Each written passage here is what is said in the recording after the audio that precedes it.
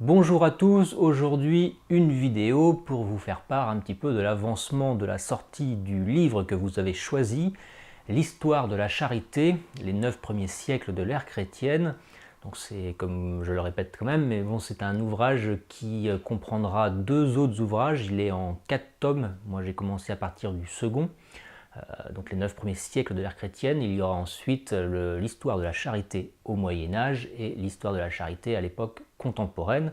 Mais pour ce qui nous concerne aujourd'hui, c'est le premier volume, l'histoire de la charité des 9 premiers siècles de l'ère chrétienne.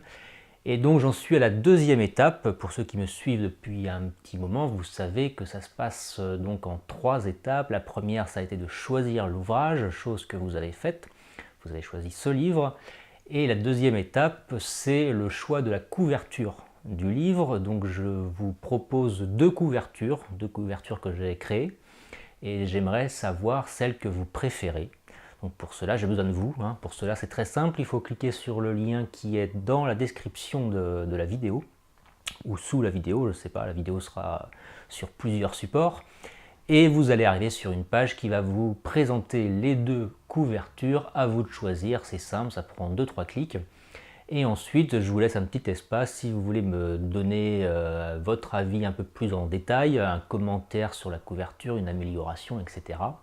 Et puis bien évidemment, un petit espace pour laisser votre adresse email si vous ne l'avez pas déjà fait dans les étapes précédentes, pour que je puisse vous avertir de la sortie du livre qui sera très certainement, on peut même presque dire certainement, au mois de mars. Voilà, je vous en parlerai plus longuement dans la prochaine vidéo qui sera la vidéo de sortie du livre, où j'irai un petit peu plus en détail sur le contenu du livre, mais pour vous donner un petit peu l'eau à la bouche, laissez-moi vous lire la 4e de couverture. La 4e de couverture est censée vous donner envie d'acheter le livre quand vous allez dans une librairie par exemple. Donc laissez-moi vous la lire et vous aurez un bref aperçu du contenu du livre. Voilà, donc cliquez sur le lien en dessous de cette vidéo, votez pour votre couverture préférée, laissez votre mail pour être tenu informé de la sortie du livre. Et je vous dis donc à très vite, dans quelques jours, quelques semaines maintenant pour la sortie du livre. Portez-vous bien, vive la France et à bientôt. Universalité, unité, tels sont les traits caractéristiques de la charité depuis le jour où le Sauveur est venu prononcer, sur la montagne, ces paroles si nouvelles pour l'ancien monde.